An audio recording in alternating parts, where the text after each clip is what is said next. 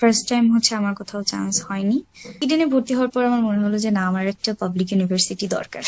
তারপর আবার প্রিপারেশন নেওয়া শুরু করলাম। কোচিং হচ্ছে আমার একটা বাম হাত বলা যায়, যে হ্যাঁ, এটা এখান থেকে আমি কিছুটা হেল্প নিতে পারি, বাট দিন শেষে পড়াশোনাটা সম্পূর্ণ নিজে। আসসালামু আলাইকুম প্রিয় শিক্ষার্থীরা, আশা করি তোমরা সবাই ভালো আছো। আলহামদুলিল্লাহ আমি ভালো আছি। আজকে তোমাদের সিনিয়র আপু, অর্থাৎ সদ্য চান্স প্রাপ্ত বিশ্ববিদ্যালয়, সে তার ইউনিভার্সিটি এডমিশন জার্নিটা শেয়ার করবে তোমাদের উদ্দেশ্যে। আশা করি তোমরা তার কাছ থেকে তার এডমিশন জার্নি শোনার পর কিছুটা হলো আইডিয়া পাবা কিভাবে এডমিশন জার্নি সে নিয়েছিল। অর্থাৎ যারা এডমিশন জার্নিতে সফল হয়েছে তারা আসলে তাদের পরিস্থিতি কেমন ছিল, সেই পরিস্থিতিগুলোই আমি আসলে তোমাদের সামনে তাদের কাছ থেকে বের করে উপস্থিত করার চেষ্টা করি। তো তার ধারাবাহিকতায় আজকে আমাদের সাথে উপস্থিত আছে মিথিয়া। বর্তমানে রাজশাহী বিশ্ববিদ্যালয়ের সমাজবিজ্ঞান ডিপার্টমেন্টে পড়াশোনা করতেছে। তো মিথিয়া, ধন্যবাদ আমার সাথে যুক্ত হওয়ার জন্য। তো প্রথমে কেমন আছো আর তোমার নাম পরিচয় দিয়ে শুরু করো। আলহামদুলিল্লাহ ভাইয়া, ভালো। আমার ডাকনাম মিথিয়া, কিন্তু আমার অফিসিয়াল নেম হচ্ছে জাহিরা বিনতে জাকির। আমি সমাজবিজ্ঞান বিভাগ 2023-24 শিক্ষাবর্ষ, আর আমার অ্যাডমিশনে আমার পজিশন ছিল 183। ইউনিভার্সিটির নামটা? রাজশাহী ইউনিভার্সিটি। আচ্ছা আচ্ছা মিথিয়া, প্রথমেই একটা বিষয়ে আসি আমরা, যে ইউনিভার্সিটি এডমিশন প্রিপারেশন, এটা সবাই একটা আতঙ্কের নাম, আবার ভয়ের নাম বলে যাই বলি। তো এই সময় যে ইউনিভার্সিটি এডমিশন টাইম, এই প্রস্তুতিটা নেওয়ার চিন্তা ভাবনা বা আমার ইউনিভার্সিটিতে পড়তে হবে এরকমের ভিতরে, তোমার ভিতরে এই পড়াশোনার চিন্তাটা কখন আসছিল? সত্যি বলতে আমার ইউনিভার্সিটিতে পড়ার চিন্তা আসছে এইচএসসি পরীক্ষার পরে। মানে আমি ওইভাবে আগেও কখনো ভাবিনি, বাট এইচএসসি পরীক্ষার পরে গিয়ে আমার মনে হয়েছে যে না, আমার একটা ইউনিভার্সিটি প্রয়োজন। আচ্ছা, মানে ইন্টারমিডিয়েটে যখন পড়াশোনা করতেছো তখন আসলে ইউনিভার্সিটি নিয়ে অত চিন্তা ভাবনা ছিল না এরকমের? না, আহামরি চিন্তা আসলে ছিল না। মানে হ্যাঁ, দিব, হবে, না হলে না হবে, এরকম ছিল। মানে কিন্তু একটু ডোন্ট কেয়ার ভাব। এইচএসসি, হ্যাঁ। আচ্ছা, ভালো। এখানে একটা বিষয়, তো একটা বিষয় হলো মানে তোমার একাডেমিক রেজাল্ট কেমন ছিল? একটু এসএসসি আর এইচএসসি রেজাল্টটা যদি একটু বলতাম। এসএসসি তে আমার রেজাল্ট ছিল 4.56, আর এইচএসসি তে জিপিএ 5। আচ্ছা, তার মানে একাডেমিক ব্যাকগ্রাউন্ড খুবই ভালো। আচ্ছা, আমার মোটামুটি। তুমি কি মানে সায়েন্স থেকে তোমার এই ইউনিভার্সিটি এডমিশন প্রিপারেশন ছিল আর্টসের জন্য, নাকি তুমি আর্টস ব্যাকগ্রাউন্ডে ছিল? না, আমার পুরোটাই আর্টস। এসএসসি তেও আর্টস ছিল, এইচএসসি তেও আর্টস। তোমার কলেজ ছিল কোনটা? কলেজ ছিল পটুয়াখালী সরকারি মহিলা কলেজ। আচ্ছা আচ্ছা, এই ইউনিভার্সিটি এডমিশন টেস্টে আর্টসের স্টুডেন্টরা মানে একটু দ্বিধা দ্বন্দ্বে পড়ে যায়, অর্থাৎ কোন কোচিং এ পড়বে, কোথায় কি করবে, এরকম একটা চিন্তা ভাবনা ছিল। আরেকটা বিষয় হলো থাকে ওদের ভিতরে এরকম চিন্তা ভাবনা। আরেকটা বিষয় হলো কোচিং কতটা তোমার জন্য ইফেক্টিভ ছিল এই ইউনিভার্সিটি এডমিশন টেস্টে? কোচিং ইফেক্টিভ বলতে, কোচিং একদম আহামরি যে খুব ইফেক্টিভ এরকমও না, আবার একদম যে মানে একদমই ইফেক্টিভ না তেমনও না। কোচিং হচ্ছে আমার একটা বাম হাত বলা যায়, যে হ্যাঁ, এটা এখান থেকে আমি কিছুটা হেল্প নিতে পারি, বাট দিন শেষে পড়াশোনাটা সম্পূর্ণ নিজের। আর কোচিং বলতে দেখা যায় কি, দিন শেষে সব কোচিংই সেমই হয়। উম, সবাই আমাকে হেল্পই করতেছে, কিন্তু আমি কতটুকু কোচিং থেকে হেল্পটা নিচ্ছি, ওইটা হচ্ছে ফ্যাক্ট। গুড, মানে বেসিক্যালি তুমি এখানে কোচিং কে বেশি প্রায়োরিটি না দিয়ে নিজের পড়াশোনাটাকে বেশি ফোকাস করা উচিত আমি মনে করি, হ্যাঁ, এরকমের চিন্তা। আচ্ছা, তো কোচিং এর তো সবাই যারা কোচিং এ ভর্তি হয়, কোচিং থেকে তো এক সেট বই দেয়, এক সেট বই দেয় আর হলো শিট গুলো দেয় কোচিং থেকে। তুমি কি এই কোচিং এর বই আর হলো শিট ব্যতীত অন্য কোনো বই কিনছিলা? আর যদি কিনে থাকো বা কিনে পরে থাকো, সেই বইগুলো কি ছিল? হ্যাঁ, আমি মূলত কোচিং এর বই ওইভাবে পড়া হয়নি, শীট একটু দেখছিলাম। কোচিং এর বই আসলে পড়া হয়নি। আমি পড়ছিলাম বাংলার থেকে অভিযাত্রী, ইংলিশের থেকে মাস্টার, আর সাধারণ জ্ঞানের জন্য আমি পড়ছিলাম তিন চারটা পড়ছিলাম। একটা হচ্ছে জয়কলি, আরেকটা জুবার্জিকে, আরেকটা হচ্ছে এমপি3, আর পড়ছিলাম মিহির শর্ট সাজেশন যেটা ছিল ওইটা। আচ্ছা, মানে ইংরেজি বাংলার জন্য তুমি নির্দিষ্ট একটা একটা বই নিয়েছিলা, আর জিকের জন্য কয়েকটা বই নিয়েছিলা। হ্যাঁ, জিকের হ্যাঁ, জন্য, কারণ জিকে জিনিসটা একটু তো আনলিমিটেড, ওটা বলা যায় আসলে without suggestion we have to prepare, ঠিক আছে? কারণ ওটার কোনো সিলেবাস নাই। সাজেশন বলা যায় কিন্তু সিলেবাস নাই। তো এই জন্য কয়েকটা বই যদি তুমি কাছাকাছি নিয়ে যদি টপিক ওয়াইজ ভাগ করে পড়ো, তাহলে এটা ভালো হয়। যেটা ভালো, কারণ এই সফল যারা হয় আসলে এটা এদের একটা পড়াশোনার স্ট্র্যাটেজি একটু ভিন্ন থাকে। এই যে ও মিথিয়ার দিকে বলি, যেমন এই পড়াশোনাটা, এটা কিন্তু দেখো সবাই কিন্তু অনেকেই 18 ঘন্টা 16 ঘন্টা 15 ঘন্টা যাই বলি আমরা সোকল পড়াশোনা করছে, বাট তারপর অনেকেই দেখা যাচ্ছে ব্যর্থ হয়েছে। ব্যর্থ হওয়ার কারণ হলো এই পড়াশোনার যে স্ট্র্যাটেজি বা প্ল্যান প্রসেস, এগুলো একটু যারা সফল হয়েছে তাদের থেকে ওদের আলাদা ছিল, দ্যাটস এ ওরা ফেল। হ্যাঁ, এখানে অনেকে বলবো যে ভাগ্য, হ্যাঁ ভাগ্য জিনিসটা তো তোমার লেখা ছিল, তুমি ওই কাজটা করবা, সেই জিনিসটাই, সেই জন্যই তুমি ওই কাজটা করছো। এই জন্য ভাগ্যের যতটা তুমি নির্ভর থাকবে তার থেকে বেশি তোমার পরিশ্রম, তোমার ভিতরের যে প্রতিভা বলি বা ভিতরে যে সঠিক প্ল্যানগুলো যদি করো, ওইগুলোর উপরে তোমার বেশি ফোকাস করা উচিত। তো যেটা মিথিয়া করছিল যে কয়েকটা বই কিনছিল। আচ্ছা, জিকের জন্য তুমি 4টা বই নিলা। তো এখানে একটা প্রশ্ন আছে যে, আচ্ছা তুমি কি ফার্স্ট টাইমে চান্স পেয়েছিল নাকি সেকেন্ড টাইমে এখানে দিছিল? না, ফার্স্ট টাইম হচ্ছে আমার কোথাও চান্স হয়নি। কোথাও হয়নি বলতে ভুল, আসলে রাজশাহীতে তখন আমার ওই চারুকলা টাইপ সাবজেক্ট আসছিল। তারপর মানে ইডেনে আমি ভর্তি ছিলাম, ফার্স্ট টাইম হয়নি। পরে সেকেন্ড টাইম গিয়ে আমি, ফার্স্ট টাইমের পরও মনে হচ্ছিল যে থাক, না পড়ি, বাট ইডেনে ভর্তি হওয়ার পর আমার মনে হলো যে না, আমার একটা পাবলিক ইউনিভার্সিটি দরকার। তারপর আবার প্রিপারেশন নেওয়া শুরু করলাম। মানে ফার্স্ট টাইমে যে কোনো ভুল, আসলে ভুল থেকে শিক্ষা নেওয়াটাই আসলে সব থেকে বড় শিক্ষা আমি মনে করি। কারণ প্রতিটা মানুষই ভুল করবে, ইটস ন্যাচারাল আর ইটস নর্মাল। বিকজ আমরা যদি ভুল না করি, শিক্ষার কোনো এখানে ওই নেই, বা বলতে পারি মানে এটার মূল্যই নাই।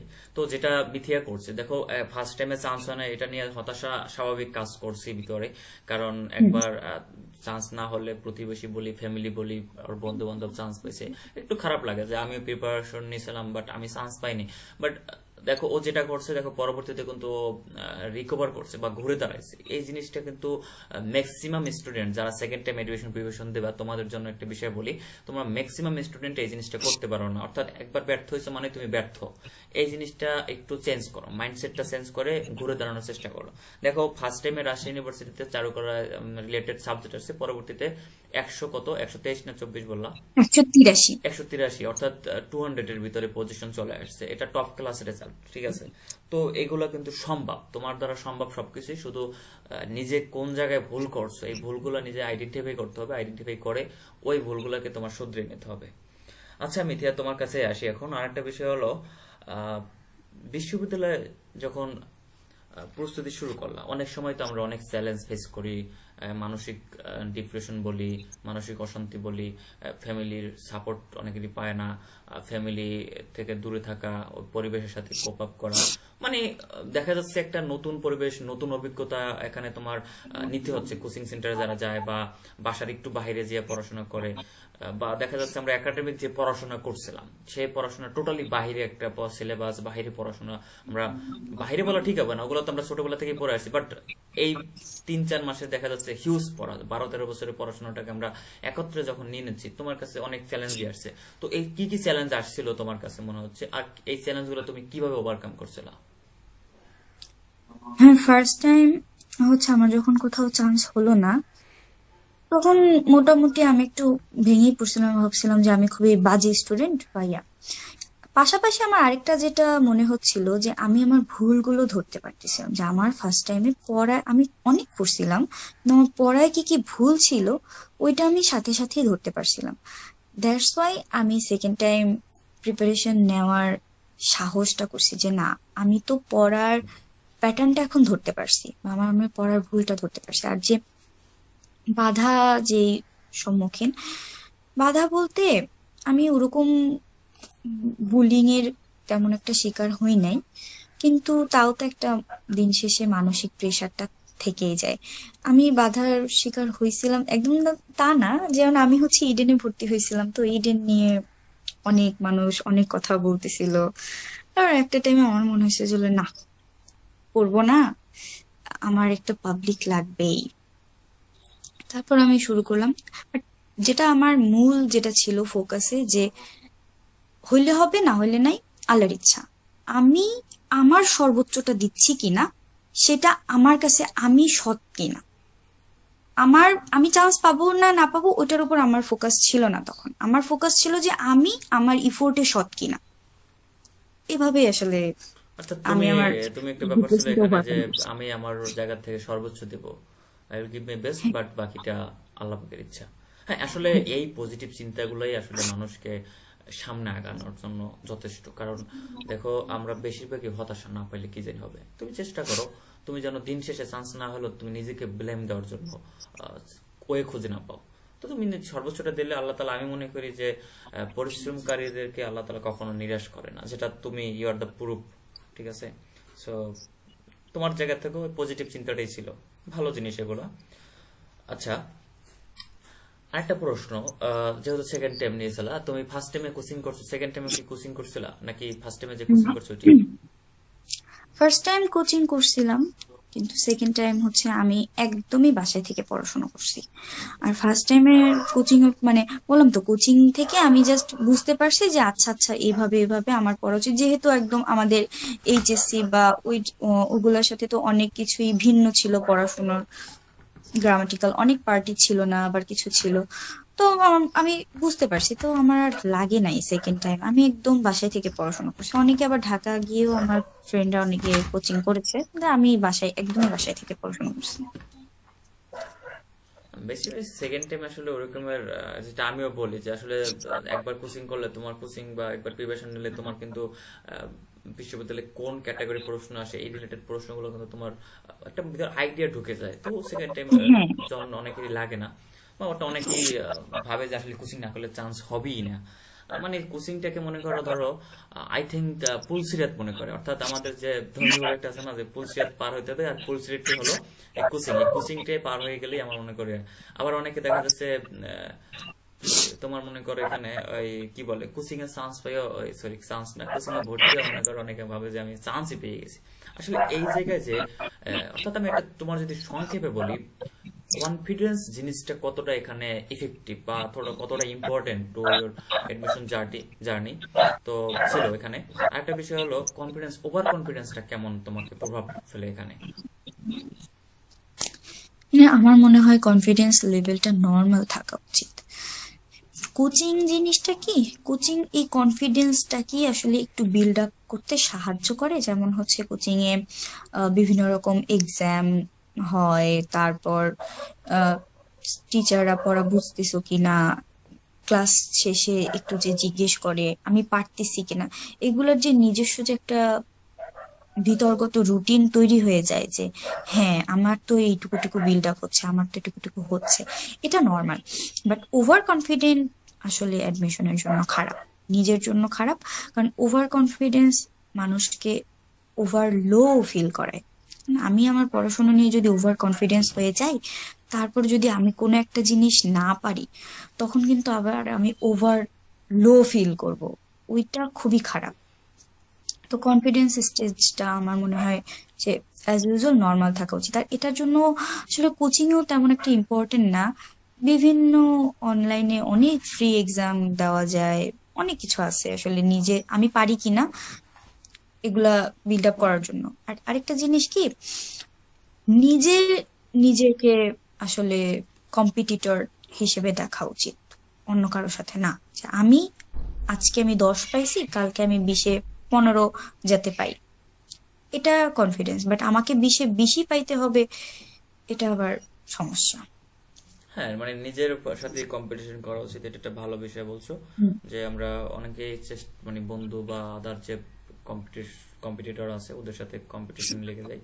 তারপর দেখা যাচ্ছে ওদের থেকে একটু কম পাইলে কনফিডেন্স লো হয়ে যায়, আবার ওদের থেকে একটু বেশি পেলে কনফিডেন্স হাই হয়ে যায়। তো আমি মনে করি যে তুমি 20-এ পরীক্ষা দিছো বা একটা টপিকে পরীক্ষা দিছো, এই টপিকটা তুমি ধরো 80% থেকে 85%, 90% মার্ক পাচ্ছ কিনা, এইটা তোমার হলো চিন্তার বিষয়। এখানে এই জিনিসটা ফোকাস করা উচিত। তো একটা বিষয় হলো আরেকটা বিষয় প্রশ্ন, বাংলা, আমাদের যেহেতু আর্টসে পড়ি, বাংলা, ইংরেজি, জিকে, এই তিনটে সাবজেক্টের ভিতরে আমাদের তো পরীক্ষায় তিনটার ভিতরে তিনটা সাবজেক্ট নিয়ে দিতে হয়। তো এখানে তোমার কাছে সব থেকে কঠিন তোমার কাছে কোন সাবজেক্টটা ছিল? আমার কাছে সব থেকে কঠিন ছিল ইংলিশ, কারণ আমি ছোটবেলা থেকেই হচ্ছে ইংলিশে একটু দুর্বল ছিলাম। তো আমি চিন্তা করতাম যে আচ্ছা ঠিক আছে, আমাকে বাংলা আর জিকে থেকে মার্ক বেশি তুলতে হবে। ইংলিশেও আসছে, ভালো মার্ক আসছে। আচ্ছা, তার মানে তুমি উইক জুনটারে একটু বেটার করার চেষ্টা করছো, আর যেটা বেটার ওইটাকে বেস্ট হুম। বানানোর চেষ্টা করছিল। হ্যাঁ। অর্থাৎ তুমি বাংলাটা আর জিকেটা বেশি ফোকাস করে ওটা স্ট্রংগেস্ট নিজে তৈরি করে পয়েন্ট তৈরি করে নিয়েছিল। এগুলো ভালো। এই যে বিষয়গুলো তোমাদের আমি ছোট যারা স্টুডেন্ট আছো তোমাদের উদ্দেশ্যে বলি, আসলে দেখো, একটা যে ব্যর্থ স্টুডেন্ট আর একটা সফল স্টুডেন্টের ভিতরে কিন্তু পার্থক্য শুধু প্ল্যান, প্রসেস আর এক্সিকিউট। এই তিনটা জিনিস, কি বলছি, প্ল্যান, প্রসেস আর এক্সিকিউট। এই বিষয়টা ছাড়া আর কিন্তু একটা ব্যর্থ আনসাকসেসফুল পারসন আর সাকসেসফুল পারসনের ভিতরে পার্থক্য থাকে না। দেখো, ধরো আমি আর আমার একটা সাপোজ ফ্রেন্ড এডমিশন জার্নি নিয়েছি, দুইজনেরই কিন্তু টার্গেট হলো ইউনিভার্সিটিতে চান্স পেতে হবে। বাট একজনে, তার মানে কি, দুইজনের স্বপ্ন কি ইউনিভার্সিটি চান্স পেতে হবে, বাট একজনে চান্স পাইছে, একজনে পায় নাই। তাহলে দেখো, তার মানে একজন সফল, একজন সফলহীন, মানে সফলতা জায়গায় পৌঁছতে পারেনি। তাহলে দুইজনের কিন্তু স্বপ্ন ছিল চান্স পাওয়া, মানে ইউনিভার্সিটি, কিন্তু স্বপ্ন কিন্তু দুইজনের সেম ছিল, বাট চান্স একজনে পায়নি। কারণ হলো এই যে প্ল্যানটা সঠিকভাবে নেয়নি বা করেনি, প্রসেসটা মেনটেন করেনি, আর হলো এক্সিকিউটটাও সেই অনুযায়ী করতে পারেনি। অনেকে আবার প্ল্যান, প্রসেস দুইটাই মেনটেন করে সুন্দরভাবে, বাট এক্সিকিউট মানে হলো ওই যে 1 ঘন্টা বলি বা 1.5 ঘন্টা পরীক্ষাটা বলি, ওই জায়গায় যায় তিনি এটা কার্যকরী ভূমিকা পালন করতে পারেন ওই জায়গায়, বা সঠিকভাবে যে পড়াশোনা করেছে ওইটা শেষ পর্যন্ত সে ওখানে তার যে মেধাটা, সেখানে মেধার চিহ্ন রাখতে পারে না। তো এই জিনিসগুলো আসলে মেনটেন করা উচিত, তিনটা জিনিস অন্তত, প্ল্যান, প্রসেস আর হলো এক্সিকিউট। আরেকটা প্রশ্ন, মিথিয়া, তো যেহেতু বলছো বাংলা ইংরেজি তোমার উইকজন ছিল, ম্যাক্সিমাম স্টুডেন্টই ইংরেজি উইকজন থাকে, তুমি কিভাবে পড়াশোনা করছিলে যে বাংলা, ইংরেজি, জিকে, অর্থাৎ সময়টা কিভাবে মেনটেন করছিলে তোমার পড়ার সময়? তুমি কি ঘন্টা হিসেবে পড়াশোনা করছিলা? আর যদি ঘন্টা হিসেবে পড়াশোনা করে থাকো, কত ঘন্টা পড়াশোনা করছিলা? ঘন্টা হিসাব বলতে কি, ঘন্টা হিসাব না, আবার হিসাব। যেমন আমি অ্যাভারেজে কখনো 8-9 ঘন্টার বেশি পড়ি নাই, অ্যাভারেজে 5 থেকে 8। আর আমি যেটা বলবো সেটা হচ্ছে যে আমি প্রচন্ড প্রচন্ড রিভিশন দিতাম বারবার। যে আমি কি করতাম, যে যেহেতু আমি ইংলিশে উইক ছিলাম, আমার টার্গেট ছিল যে আমি বাংলা আর সাধারণ জ্ঞান থেকে আমি ইংলিশের মার্কটা তুলে ফেলবো, ইংলিশের মার্ক তুলে ফেলবো। তো বা ইংলিশে একদম যে উইক ছিলাম তা না, আমার ইংলিশের গ্রামাটিক্যাল সাইড ভালো ছিল। আমি ইংলিশে উইক ছিলাম বলতে ভোকাবুলারির কিছু পার্ট গুলোতে আমি হচ্ছে উইক ছিলাম। তো আমি পড়ছি, সাপোজ আমি সমাস পড়তেছি বাংলার, আমার আজকে আমি সমাজ শেষ করছি সমাজটা, তো আমি ওটার উপর ডেট দিয়ে রাখতাম যে নেক্সট 3 দিন পরে আমি এটা পড়বো, রিভিশন। না, আমার বই শেষ হওয়ার আগে আমার টপিক শেষ হইতো। এভাবে করে দেখা গেছে যে আমার বাংলা পুরো বইটা 10 থেকে, মানে 10 থেকে না, 5 থেকে 10-12 বারের মতন শেষ হয়ে গেছে। ইংলিশ মাস্টার বইটা 3 থেকে 7-8 বার শেষ হয়েছে। আবার সাধারণ জ্ঞানের বইগুলো এরকম। 3 থেকে কেন বললাম, মানে আমি বেশি বেশি পড়তাম হচ্ছে প্রশ্ন ব্যাংক। যখন আমি প্রশ্ন ব্যাংক পড়লাম, আমি ইম্পর্টেন্ট টপিক গুলো অটোমেটিক্যালি পেয়ে গেলাম যে এইগুলো আমার ইম্পর্টেন্ট। তো ইম্পর্টেন্ট টপিক আমি আগে পড়া শুরু করলাম, আগে পড়া শুরু হইলে তাহলে ইম্পর্টেন্ট টপিক আমার 8-10 বার পড়া হয়ে গেল। কম ইম্পর্টেন্ট গুলো 5-6 বার, তার কম ইম্পর্টেন্ট গুলো 3-4 বার। তো এভাবে করে হচ্ছে যে আমার বই শেষ হয়েছে আর কি। তুমি মানে সিলেবাসটা করছো, সাজেশনটা করছো, ইম্পর্টেন্ট, মোস্ট ইম্পর্টেন্ট এইভাবে সাজিয়ে গেল, কোনগুলো আগে শেষ করা উচিত, ওইগুলোকে বেশি, কোনগুলো থেকে মাস প্রশ্ন আসবে। এই পরীক্ষার সময় যে সাজেশন বলি না, প্ল্যান মানে এই সাজেশনটা কিন্তু প্ল্যানের ভিতরে পড়ে যায়। তোমার সাজেশন করে যদি তুমি পড়ো যে দেখা যাচ্ছে তোমার ঢাকা ইউনিভার্সিটিতে বাংলার জন্য বাংলাতে 15টা এমসিকিউ আসে। এখন 15টা এমসিকিউর ভিতরে তোমার বুঝতে হবে যে বাংলা প্রথম পত্র, নাটক, উপন্যাস থেকে কয়টা প্রশ্ন আসে। দেখা যাচ্ছে এখানে তোমার 6-7টা প্রশ্ন কিন্তু বাংলা প্রথম পত্র আর নাটক উপন্যাস থেকে আসে, অর্থাৎ 6টা ধরো। তো বাকি থাকে কয়টা? 7টা ধরো, বাকি থাকে তোমার হলো 8টা। 8টার ভিতরে তোমার 6-7টা আসে বা ব্যাকরণ থেকে, আর ধরো 3-4টা মুখস্থ পাঠ থেকে আসে। এখন তুমি 6-7টা ব্যাকরণের জন্য তুমি যদি বাংলার গ্রামার ব্যাকরণের সব টপিক শুরু করো, তাহলেই তো সমস্যা। তুমি দেখবা যে তুমি পড়তেছো, বাট আসলে যে তোমার থেকে কম পড়েও কিন্তু ইউনিভার্সিটি, ঢাকা ইউনিভার্সিটি চান্স পেয়ে যাবে। কারণ হলো ও কিন্তু দেখবে যে আসলে 7টা প্রশ্নের জন্য কোন 10টা-12টা টপিক পড়লে আমার হয়ে যায়। ঠিক আছে। আবার আমাদের আরেকটা ভুল আছে আমাদের ভিতরে, যে আমরা 100% প্রিপারেশন নেওয়ার চেষ্টা করি। সেটা আসলে আমার মনে হয় যে সব থেকে বড় ভুল। কারণ যে ফার্স্ট হয় সেও মনে হয় 100তে 100 আউট অফ 100 পায় না। মিথিয়া, তোমার রেজাল্ট মার্ক কত ছিল তোমার এখানে? আমি ছিলাম সেকেন্ড শিফটে, আমার মার্ক ছিল 62.75। দেখো, ওই তো মানে 62.75। আচ্ছা ধরো 63-র মতো ধরো তুমি, হ্যাঁ 62.75। দেখো, 100 মার্কের ভিতরে প্লাস 60 সামথিং, 62%, 63% মার্ক পেয়েছে। 63% মার্ক পেয়ে হয়েছে কত? 183তম, রাইট? তাহলে দেখো, যে ফার্স্ট হয়েছে সে সর্বোচ্চ 70 পেয়েছে, এর বেশি পায়নি হতো, বা সামথিং এর আশেপাশে। তাহলে দেখো, তোমার প্রিপারেশন নিতে হবে। আমি বারবার বলি যে 80% সাজেশনের 100% প্রিপারেশন নেওয়ার চেষ্টা করো। তোমার সাজেশন থাকবে আমি যেন মার্ক 100তে 80 পাই, ওই 80 মার্কের সাজেশনটা করে তুমি 100% প্রিপারেশন নাও। বাট আমরা করি কি, 100তে 100 পাওয়ার চেষ্টা করি। এই জিনিসগুলো আসলে যারা আনসাকসেসফুল ওদের জন্য এটা আসলে চান্স না পাওয়ার বড় কারণ। তো সর্বশেষ কয়েকটা প্রশ্ন করে তোমার ছেড়ে দিচ্ছি। ঘন্টা হিসেব করে তুমি তো যেহেতু পড়ো নাই, তারপর এভারেজ 7-8-9 ঘন্টা পড়াশোনা করছো। আহ, এখানে তোমার কাছে প্রশ্ন হলো, তোমার এই পড়াশোনার পিছনে তোমার পরিবারের ভূমিকা কেমন ছিল? অর্থাৎ তুমি যে আজকের পজিশনে আছো, এখানে তোমার ফ্যামিলি থেকে কি কিরকম সাপোর্ট পাইছো তুমি? আমার বাসার থেকে আমি যদি বলি, সব থেকে বড় সাপোর্ট ছিল যে তারা আমাকে মেন্টাল প্রেশারটা দেয় নাই, যে চান্স পাইনি না কেন, বা এই যে মানসিক যে একটা এখানে একটু অনেকের আমি যে ডিস্টার্ব পরিবার। করি, ইন্টারাপ্ট করি তোমাকে। অনেকেই তো, অনেক ফ্যামিলি আছে যে অমুকের আমার মেয়ে চান্স পেয়েছে বা অনেকের ছেলে, এরকমের হ্যাঁ, টাইপের যে মানে কন্ট্রোভার্সি গুলো হয়, এই কন্ট্রোভার্সি তুমি কি ফেস করছো কিনা কখনো? না, এটা হচ্ছে আমি ফেস করি নাই। বাট এটা মানে আমার ভালো লাগতো যে বাহির থেকে যদি কেউ আমার বাসায় এসে এই ধরনের কথা বলতো, আমার আম্মু ওই জিনিসটাকে খুব ভালোভাবেই হ্যান্ডেল করতো, মানে আমার উপর যাতে কোনো মেন্টাল প্রেশার না আসে এটার দিকে খুব হচ্ছে খেয়াল করতো। আমাকে সব রকম ভাবে মানসিক যে তারা একটা সাপোর্ট দিছে, পাশাপাশি আমার পড়ার পরিবেশ তৈরি করে দিছে। মানে যে সেবা যত্ন অ্যাডমিশন টাইমে আমার মনে হয় কম বেশি সব স্টুডেন্টই পরিবার থেকে অনেক একটা সেবা যত্ন পায়, যেহেতু পড়তেছে, আমার বাবা মারা দেখতেছে।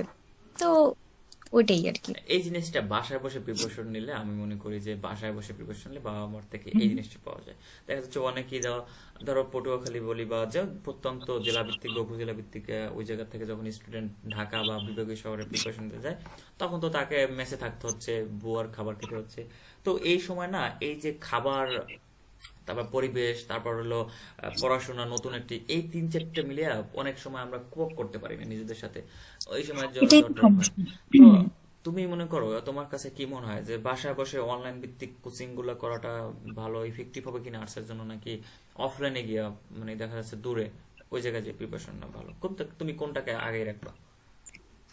আমি বলবো বাসায় থেকে পড়াশোনাটা বেশি আমার কাছে মনে হয় ইফেক্টিভ, কারণ এখানে কয়েকটা জিনিস, যেমন আমি যদি, আমি ইচ্ছে করে কিন্তু ঢাকায় যাইনি, আমার বাসা থেকে বলছিল যে তুমি ঢাকায় যেয়ে কোচিং করো। আমি নিজের ইচ্ছাতেই যাইনি, কারণ প্রথমত নতুন একটা পরিবেশে যে খাপ খাওয়াইতেই লাগে 2 মাস, আমাদের হাতে থাকে 4 মাস। তাহলে কিভাবে সম্ভব? আমার 2 মাস এখান থেকে গেল। তারপরে আবার জার্নি, নিজে রান্না করে খাওয়া, এই যে নিজে রান্না না হোক মেসের যে খাবার, ওই খাবার মানে অনেক সময় নষ্ট হয় বাহিরে গেলে। এই দিক থেকে আমি বলবো যে বাসায় থেকে পড়াশোনা করা ভালো। আর অনলাইন ভিত্তিকটা হচ্ছে যার যার নিজস্ব বিষয়, যে আমি এক একজন এক একজন অনলাইনে পড়তে বেশি স্বাচ্ছন্দ্য বোধ করে, আবার কেউ কেউ দেখা যায় যে অফলাইনে। আমি বলবো যে অফলাইন হলেও ওটা যদি নিজের এলাকায় যদি ভালো পাওয়া যায়, যে আমি বাসায় আছি বাট আমার এখানে ভালো একটা কোচিং আছে, আমি বলবো যে কাছের কোচিং এ যাও। এই যে মানুষ যে দূরে যায়, ঢাকায় যায় বা আরো দূরে যায় হচ্ছে কোচিং গুলো করতেছে, এতে দিন শেষে নিজের ক্ষতি। হ্যাঁ, অনেকেই নিজের ক্ষতি, অনেকে অনেকে যেমন পড়াশোনা মনে আসলে করে যে ক্ষতি হচ্ছে। ঢাকার ফার্ম গেটে কোচিং এ ভর্তি হলেই মনে হচ্ছে চান্স বেশি, তাড়াতাড়ি পেয়ে যাবো। তো এখানে এই জিনিসটাকে তুমি কিভাবে দেখতেছো? এটা আমার কাছে খুবই মানে ওভার রেটেড মনে হয় যে পড়াশোনাটা দিন শেষে নিজের কাছে। ফার্ম গেট আমাকে চান্স পাওয়াই দিবে না, ফার্ম গেটের কোনো কোচিং বা পৃথিবীর বেস্ট কোনো কিছু আমাকে আসলে দিবে না। দিন শেষে আমি যদি না না পড়তে পারি, বা যেটা আমাকে দেয়া হচ্ছে সেটা যদি না আমি নিজে অ্যাবজর্ব করতে আচ্ছা, না পারি। বুঝতে পারলাম। গুড, একটা ভালো কথা বলছো, এখানে নিজেকে দিন শেষে পড়তে হবে। তো মিথিয়া, এই আলহামদুলিল্লাহ এখন পর্যন্ত একটা শিক্ষা জীবনে সব থেকে ভালো একটা পজিশন অর্জন করছো, এটার জন্য অভিনন্দন তোমাকে আবার জানাচ্ছি। তো এই অর্জনে সবচেয়ে বড় অনুপ্রেরণা কে ছিল বা কি ছিল? সবথেকে বড় অনুপ্রেরণা ছিল আমার আব্বু। আর আমার এইচএসসি পরীক্ষার পরে আমার আব্বু হচ্ছে আমাকে ফোন দিছিল। আর আমার তো হচ্ছে মানে ভার্সিটি নিয়ে তেমন একটা মাথা ব্যথা ছিল না। তো আব্বু আমাকে ফোন দিয়ে বলল যে আমি কি তোমার কাছে কখনো কিছু চাইছি? বললাম না। বলে আমি শুধু তোমার কাছে একটা জিনিসই চাই, যে আমার মেয়ে পাবলিকে পড়ুক, আমি শুধু এটাই দেখতে চাই। তো এই কথাটা আসলে আমাকে হিট করছে অনেক বেশি ভাবে। তো তারপর থেকে আসলে আমি সিরিয়াস হওয়া শুরু করলাম যে না, আমার আসলেই প্রয়োজন একটা পাবলিক ইউনিভার্সিটি। আচ্ছা, তার মানে আঙ্কেলের কথা থেকে তুমি নিজেকে মানে কি বলে ভিতরে নিয়ে নেছো যে না, আই হ্যাভ টু প্রুভ হ্যাঁ। Myself for our parents, for my parents. তো বিষয়টা ভালো আসলে। এই জিনিসগুলো না, দেখো পিতামাতা আমাদের থেকে আসলে বেশি কিছু চায় না, এই জিনিসগুলো ছোট ছোট। দেখো তুমি চান্স পাইছো, চান্স পাওয়ার পিছনে, চান্স পাওয়ার মানে পাইছো, তাতে কি তোমার বাবা কোনো আর্থিক ভাবে লাভবান হয়েছে না? কিন্তু আসলে দেখা যাচ্ছে কিন্তু তার আরো ক্ষতি হয়েছে, যদি ওইভাবে হিসেব করি, যে তার টাকা গেছে, এখনো যাচ্ছে। বাট দেখো তারপরে কিন্তু তারা সুখী বা খুশি। কেন? তার মেয়ে একটা ভালো পজিশনে পড়ে, তিনি গর্ব করে বলতে পারতেছে। এইটাই আসলে বাবা মা মানে আর কি বলবো, সন্তান থেকে এই জিনিসটা মানে প্রত্যেকটা বাবা মাই এমন করে আশা করে। তো যারা পড়াশোনা করতেছো, একটু বাবা মার স্বপ্নের দিকেও চাইও। নিজেদের স্বপ্ন তো, যারা ছেলে আছে তাদের তো স্বপ্ন বলতে এখন মেয়েদের পিছনে। তো এই জিনিসটা একটু একটু একটু শেমলেস থেকে একটু সেম বিষয়টা ভিতরে নাও, যারা এডমিশন দিবা। যাই হোক, বর্তমানে কোন বিষয়ে পড়াশোনা করতেছো রাজশাহী ইউনিভার্সিটিতে? সমাজ বিজ্ঞান বিভাগ। আচ্ছা, সমাজ বিজ্ঞান খুবই একটা ভালো সাবজেক্ট। আচ্ছা, ভবিষ্যতে কি লক্ষ্য আছে, জীবনে কি করতে চাও? ভবিষ্যৎ লক্ষ্য বলতে আমি আবার প্ল্যান ABCD রাখি, তো মানে সবকিছুতেই। ফার্স্ট লক্ষ্য হচ্ছে ইউনিভার্সিটি টিচার, সেকেন্ড হচ্ছে BCS, থার্ড কোন একটা জব। আচ্ছা, গুড। মানে নিজে যতদূর বুঝলাম যে আত্মনির্ভরশীল হতে চাচ্ছ, মানে আমি হ্যাঁ। নিজেকে একটা কোনো অবস্থানে নিজের মিথিয়া, আমি মিথিয়া একটা আইডেন্টিটি তৈরি করতে চাচ্ছি। গুড। এটা আসলে এখন তো যারা পরীক্ষা দেবা বা সরি এডমিশন টেস্ট দেবা, তোমাদেরকে একটা বিষয় বলি, আসলে এখন এগুলো আরো 10 বছর আগে বা তারও আগে ছিল, যে মেয়ে ছেলে, মেয়ে মানি তোমার সাংসারিক হবে। আসলে এখন আর এই জিনিসটা কিন্তু ফ্যাক্ট করে না, সংসার জিনিসটা নাই বললেই চলে। ওই রকমের, যেমন আমার দাদা দাদি, যেমন আমাদের যে জেনারেশন দাদা দাদি যেরকম সংসার করছে, বাবা মামা, যে কৃষি কাজ বলি বা তোমার গ্রামে যারা ছিল, একসাথে কয়েকটা পরিবার মিলে হাল চাষ রান্না বান্না এইগুলোর ভিতরে সীমাবদ্ধ ছিল। বাট এখন কিন্তু আসলে এই টাইপের নাই। এখন দেখা যাচ্ছে সংসারে কিন্তু দুইজনই চাকরি করে, যার যার মতো করে চা খেয়ে বা বানাই নিজের মতো করে নাস্তা করে চলে যাচ্ছে। আসলে সমাজ পরিবর্তনশীল, আমাদেরকে এইভাবেই কোপ আপ করতে হবে। আর যারা মেয়েরা মনে করো যে আসলে আমার ইন্টারমিডিয়েট অব্দি পড়াশোনা আর বাকিটা আমার হাজবেন্ড বানাই নেবে বা আমার একটা ছেলের ঘাড়ে চলে যাব, একটা বিষয় বলি তোমাদেরকে, একটা জব, যারা পড়াশোনা করে জব করে মানে বর্তমানে, তাদের কিন্তু একটা বেকার মেয়ে খুব অপছন্দই বলতে গেলে এখন। আগের ওই টেন্ডেন্সিটা ছিল, এটা ব্যক্তিগত না আসলে, তুমি যে বলতে পারো যে ভাই আপনার মতামত, এগুলো 90% ছেলেরাই এখন চায় যে তার স্ত্রীও অন্তত 2-3 বছরের জন্য সর্বোচ্চ, এর বেশি না হোক, আগের ছিল যেমন টাকা চাকরি বাদা হয়েছে, টাকা হয়ে গেছে, দেখা যাচ্ছে 19 মেয়ে বিয়ে করে নিয়ে আসছে। এখন আর একটা ইউনিভার্সিটি স্টুডেন্ট চান্স পেয়ে তারপর ওখান থেকে চাকরি টাকরি করে 19 মেয়ে যাবে না। এই জন্য নিজেদের পজিশন তৈরি করো, নিজের আইডেন্টিটি তৈরি করো। তোমার বয়স কত হচ্ছে এগুলো আগে দেখছে, মেয়েদেরকে বয়স বয়স বেড়ে যাচ্ছে এগুলো আগে মেয়ে এগুলো ফ্যাক্ট করছে, এখন আর করে টরে না এগুলো। তো সবসময় চেষ্টা করবা নিজেদের আইডেন্টিটি তৈরি করার জন্য, যেভাবে হোক পড়াশোনাটা কন্টিনিউ করার জন্য। তো সর্বশেষ দুইটা প্রশ্ন করব শিক্ষার্থীদের জন্য। তোমার কাছ থেকে কি পরামর্শ থাকবে যারা বিশ্ববিদ্যালয়ে ভর্তি প্রস্তুতি নিচ্ছে? একবারে ওভারঅল একটা পরামর্শ দাও। ওভারঅল পরামর্শ বলতে আমি বলবো যে পড়ার রেগুলারিটিটা মেনটেন করো, নাম্বার 1। নাম্বার 2 হচ্ছে কোয়ান্টিটির থেকে কোয়ালিটিফুল পড়াশোনাতে আসলে বেশি ফোকাস করা উচিত। আর নাম্বার 3 হচ্ছে অনেক অনেক অনেক রিভিশন দিতে হবে। যে আমি একটা জিনিস পড়লাম, আমার বই শেষ করা যেন টার্গেট না হয়, আমি যতটুকু পড়ছি আমার সব টপিক পড়ার প্রয়োজন নয়, বাট যেই টপিকটা আমি পড়ছি ওই টপিক থেকে আসলে এমন যেন না হয় যেন আমি না পারি। এটা যেন কখনোই না হয় যে আমি পড়ছি কিন্তু আমি পারি নাই। পড়ছি মানে ওটা আমি পারবই, যেটা পড়ি নাই সেটা আমি পারি না, এটা। আর নিজে